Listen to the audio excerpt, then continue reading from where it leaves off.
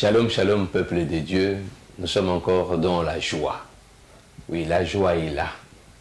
Parce que nous savons que notre Dieu est au milieu de nous.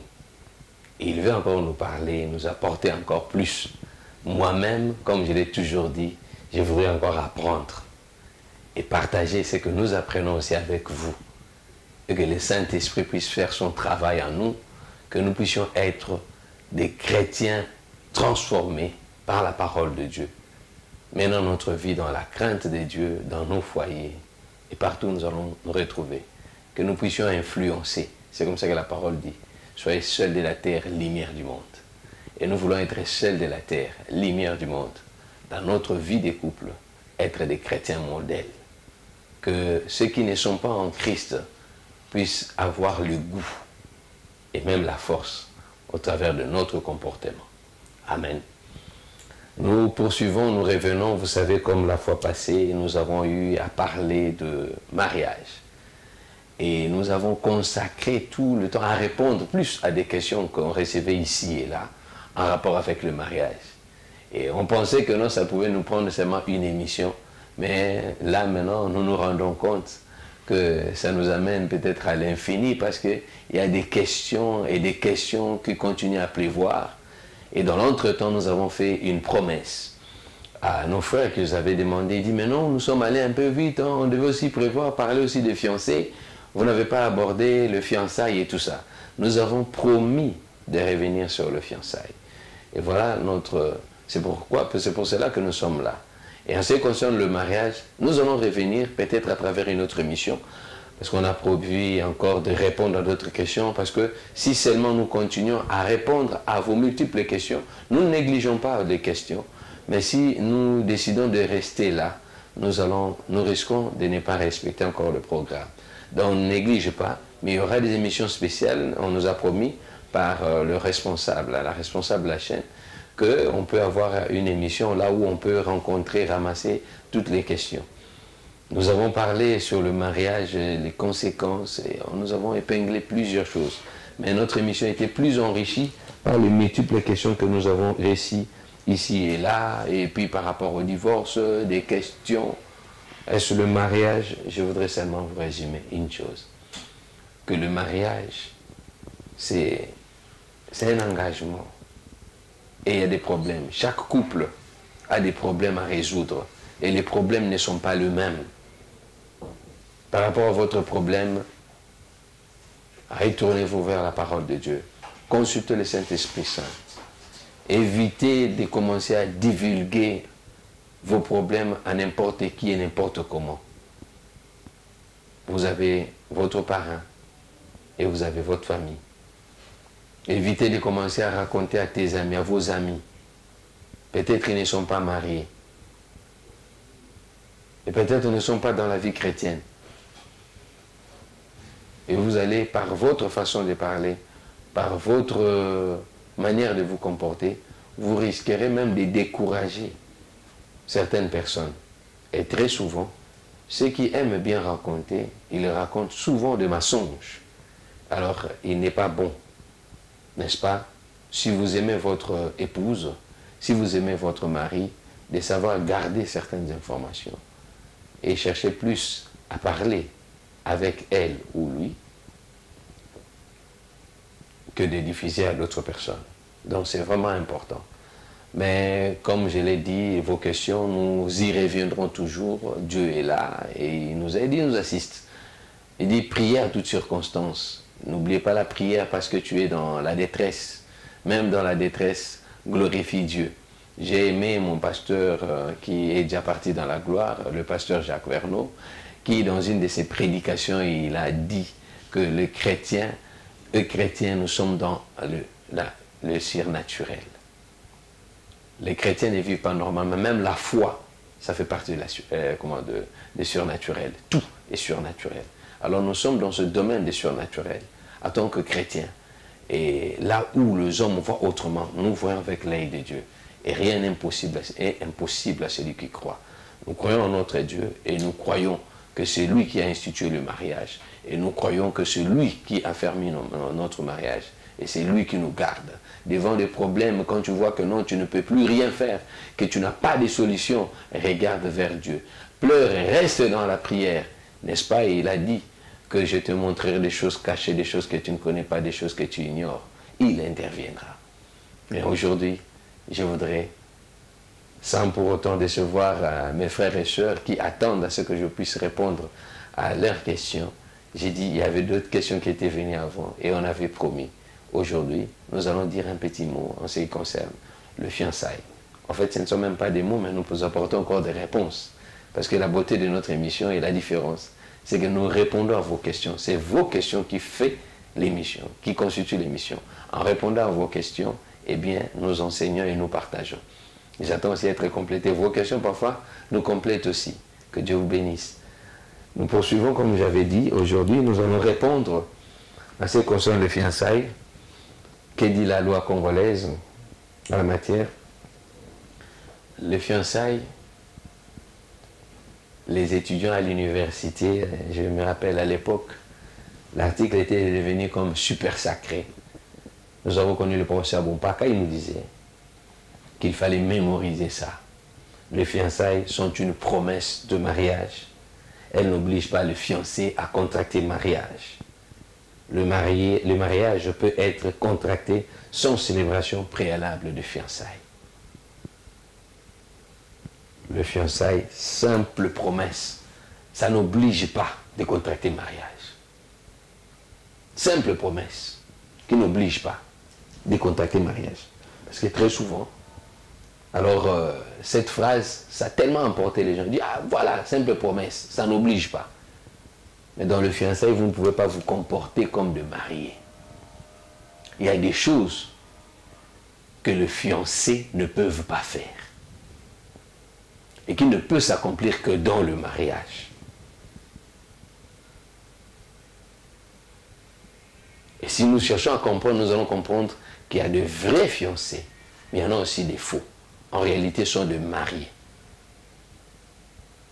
Parce qu'eux, ils vivent pleinement le mariage sous l'étiquette de fiancés. Nous parlons ici de vrais fiancés. De vrais fiancés, pas des faux. Nous parlons de vrais fiancés là où on marche selon la volonté de Dieu. Et même le législateur congolais, il différencie le fiançailles de mariage. Parce qu'il y a des choses qui ne peuvent se passer que dans le mariage et non en dehors du mariage. Je ne voudrais pas aller encore dans les détails parce que en répondant à la question sur le mariage, nous avons parlé des concubinages et tout ça, qui n'est pas légiféré dans notre loi. Notre loi ne statue pas sur le concubinage, ça n'a rien à voir. Le concubinage n'est pas reconnu. Par contre, le fiançailles, c'est repris. Les fiançailles, ce que je viens de vous lire, c'était l'article 337. Ce n'est qu'une... Donc, c'est vraiment une promesse. Les fiançailles sont une promesse de mariage qui n'oblige pas le fiancé à contracter mariage. Mais il y a l'article 38 qui précise certaines choses. Il dit, aux promesses de mariage échangées entre un homme et une femme conformément à leurs coutumes. 2.2 dit, au contrat par lesquels il est convenu entre le membre de famille qu'un mariage interviendra entre deux personnes, les fiancés et la fiancée appartenant à deux familles. Mariage n'est pas parachevé. Donc, il y a plusieurs points, il y a aux diverses étapes de mariage et tout. En fait, ce sont les différentes étapes. C'est la période là où le couple, le futur couple s'observe. Ils essayent de voir s'ils peuvent aller évoluer ensemble. C'est vraiment la période d'observation, d'évaluation. Il ne faut pas seulement voir d'un seul côté. Il ne s'agit pas seulement de l'homme, il ne s'agit pas seulement de la femme, mais les deux s'observent mutuellement. En s'observant mutuellement, vous ne devez pas oublier qu'à côté, il y a aussi le mariage. Il y a la famille, voudrais-je dire. Parce que les fiançailles, vous allez bientôt intégrer dans une autre famille. Et vous avez le temps de vous observer, voir le comportement de ta belle, future belle famille. Vous appréciez et contrôlez tout, au moins que le minimum puisse exister. Parce qu'il y a deux comportements qui vont entrer en contact. Deux familles. Les fiançailles, quand bien même que la famille viendra, mais ça n'oblige, ça n'engage que deux personnes. Les fiançailles peuvent être prouvées par toute voie de droit. Les fiançailles ne sont pas enregistrées, on ne peut pas enregistrer les fiançailles au niveau de l'état civil, là ce n'est pas prévu. Mais c'est enregistré, et pardon, ça peut être prouvé par toute voie de droit. Nous parlons de fiançailles. Avant de répondre à la question que sont ces effets de fiançailles, nous voulons encore parler ce que dit la Bible au sujet des fiançailles. Plusieurs passages de l'Ancien Testament montrent que Dieu reconnaît et protège et honore les fiançailles. Jérémie le prophète mentionne à 4 reprises les chants de fiancés. Ils sont signes de bénédiction. Par l'absence de fiancés, on parle de la malédiction pour toute la nation. Jérémie 7, 34, Jérémie 16, 9, donc Jérémie 25, 10 et Jérémie 33, 11. Là, vous allez trouver. Être formel, amoureux, peut nous faire oublier. Vous savez, il y a des gens qui deviennent tellement follement amoureux, alors on oublie tout, on oublie même la famille. On oublie tout. On oublie que le mariage est aussi une alliance avec la famille. Je l'ai dit. Donc, vous êtes fiancés à deux. Mais dans l'euphorie, dans cette folie, vous ne devez pas aussi oublier que vous êtes en train d'établir une alliance avec une famille. Épouser quelqu'un, c'est s'allier à une nouvelle famille. Celle-ci a ses habitudes, ses relations, ses traditions, ses forces, ses faiblesses et souvent ses exigences évidentes ou cachées. Très important que nous devons savoir. Parce que ce sont ces choses-là qui engendrent des problèmes. Vous l'avez aimée, elle est belle, elle parle bien, il est beau, il marche bien physiquement et tout ça. Mais maintenant, il y a des comportements, vous êtes habitués chez vous. Pendant que vous faites les habits, il y a peut-être votre papa qui est de l'autre côté avec votre maman. Papa nettoie et la maman essaie de rincer, étale. Vous voyez vraiment que vous sentez que c'est une équipe, c'est une entreprise là où tout le monde met la main. Mais tu te retrouves à côté d'un homme qui ne touche pas aux habits, qui ne touche pas aux assiettes. Lui ne fait que sortir et il rentre. Il ne fait rien. Pour lui, l'homme ne peut pas. Et vous avez à côté aussi une femme. Depuis sa naissance, il y avait seulement une bonne qui faisait tout. Et pour elle, ce n'est pas son travail, il faut trouver un travailleur. Mais alors que vous traversez, vous êtes un nouveau couple, vous avez d'autres réalités à affronter, et matériellement vous n'êtes pas fort, mais voilà que la situation se présente. Elle ne fait pas ça. Elle se réveille le matin, elle prend seulement son petit pain, son petit déjeuner, et c'est tout. Quand le petit déjeuner n'est pas là, eh bien, c'est tout un problème. Beaucoup de réalités, des problèmes que pendant la période de fiançailles, vous n'avez pas su, vous n'avez pas vu.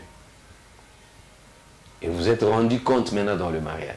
C'est comme ça que dans cette période de fiançailles, on cherche vraiment à tout savoir. Ne pas être aveuglé, comme on dit, l'amour rend aveugle.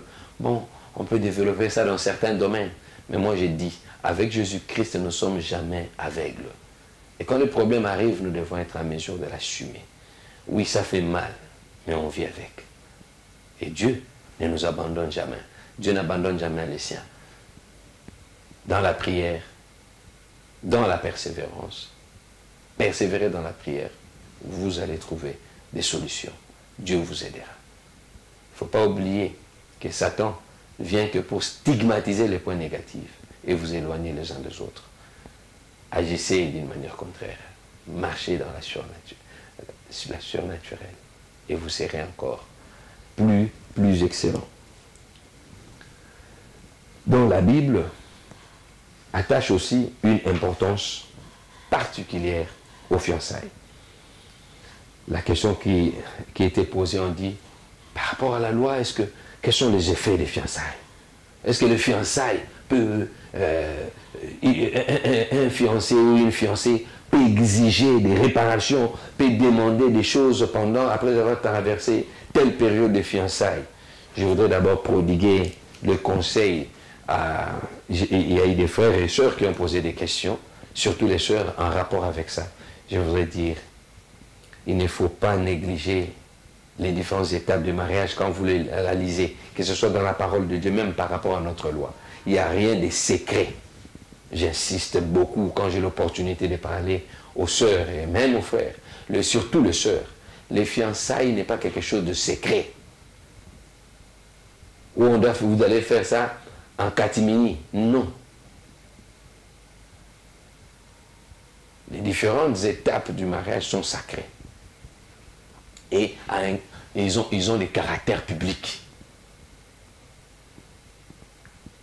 Vous dites que vous êtes fiancé dans un coin. Non.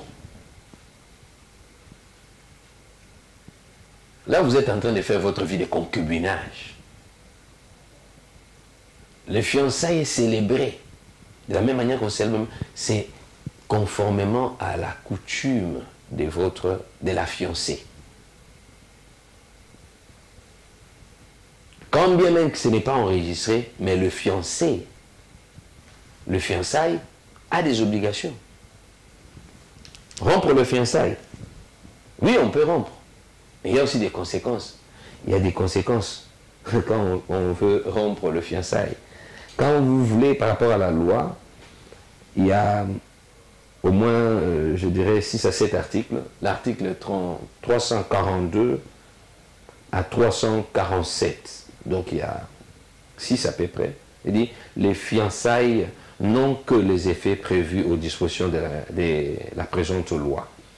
Que dit l'article 343? L'article 343 dit, l'exécution des obligations incombant aux fiancés et à leurs parents respectifs selon la coutume applicable aux fiançailles ne peut être poursuivie en justice. Que dit l'article 344? En cas de rupture de fiançailles, les prestations et les valeurs données ou échangées durant le fiançailles sont remboursées conformément à la coutume.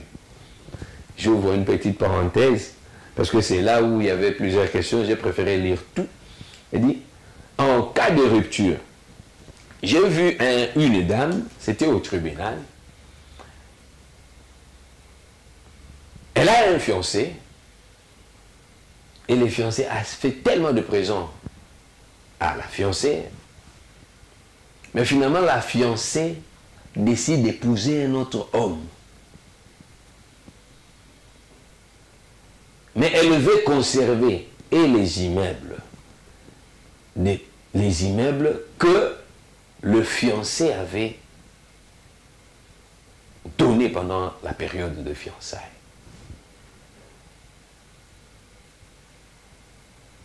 Non du tout. C'est bien là, quand même question de moralité aussi. Doit être restitué. Tu as obtenu des cadeaux pour le mariage, le mari, l'homme, ton futur époux a tout préparé.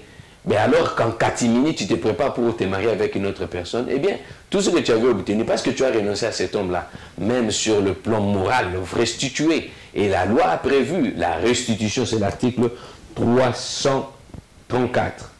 En cas de rupture de fiançailles, les prestations et les valeurs données ou échangées durant le fiançailles sont remboursées conformément à la coutume.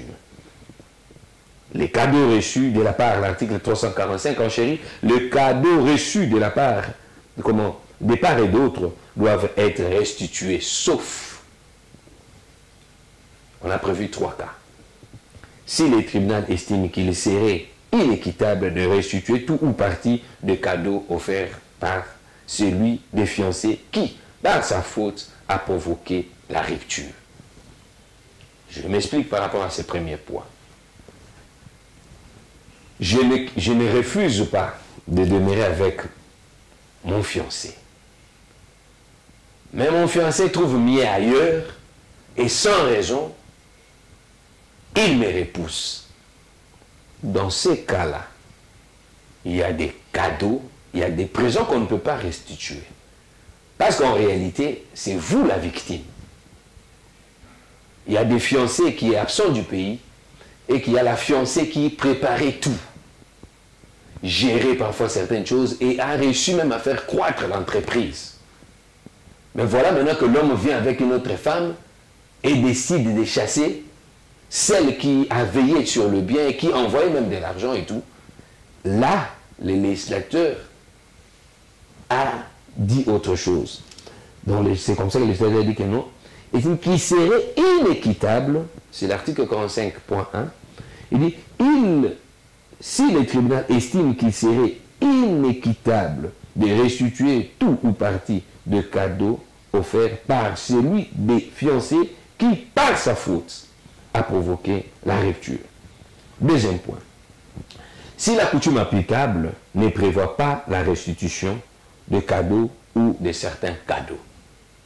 Et troisième point, s'il apparaît que les cadeaux ont été offerts sous condition que le mariage ait lieu. Voilà les 3 conditions qui sont prévues à l'article 345 du Code de la famille. Et l'article 346 ajoute « La personne à laquelle la rupture de fiançailles est imputée est tenue de tous les frais occasionnés par le fiançailles. » La personne qui occasionne la rupture, il est tenu pour tous les frais.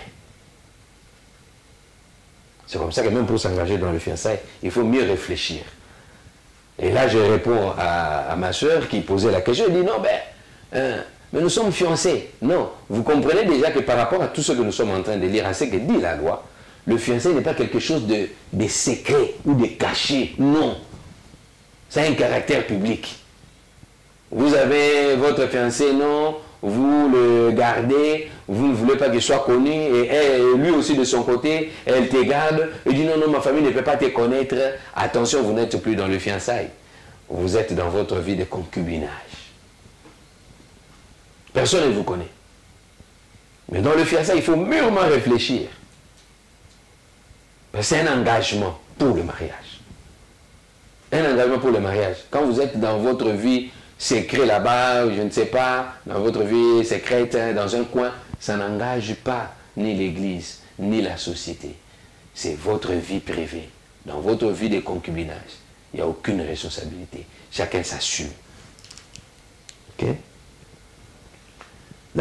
Cet article 346 dit la personne l'alinéa premier, la personne à laquelle la rupture de fiançailles est imputée est tenue de tous les frais occasionnés par le fiançailles. L'alinéa 2, il dit en outre, elle doit réparer tout préjudice causé par la rupture de fiançailles, à l'exclusion de la perte des avantages qu'on pouvait espérer légitimement en raison du ménage. Ah oui, dans le fiançailles, ben oui, la partie qui est lésée peut demander réparation devant le juge. Et peut obtenir des dommages pour tout le temps qu'il a passé pour une personne qui ne sait pas tenir sa parole. Il peut saisir la justice. C'est ce que dit la loi. Parce qu'il a posé la question, il dit, mais est-ce que pendant la version on peut aussi réclamer? Oui, oui. Voilà maintenant, donc vous pouvez revendiquer certaines choses. Sans préjudice, l'article 347 ajoute, sans préjudice des dispositions de l'article 346 ci-dessus, donc l'article que vous venez de lire, la fiancée, le fiancé ou les membres de leur famille peuvent faire valoir le droit au dédommagement en vertu de la loi ou de la coutume, en considération des circonstances particulières qui se serait produite lors des fiançailles. Je ne sais pas si quelque chose qu'on parle avec la légèreté. Vous pouvez subir des dommages. J'ai répondu à cette question. Je pense avoir répondu directement à la question parce que la loi est claire là-dessus. Je vous recommande donc de lire ces articles à partir de l'article 342 du Code de la famille jusqu'à l'article 347. Eh bien, je vais trouver toutes les réponses et l'article 348 également, il ne faut pas oublier. Je voudrais poursuivre, mais le temps nous fait défaut. Nous allons le poursuivre, nous allons continuer. Je sais que je n'ai pas encore terminé. À notre émission prochaine, nous allons y revenir. Que Dieu vous bénisse.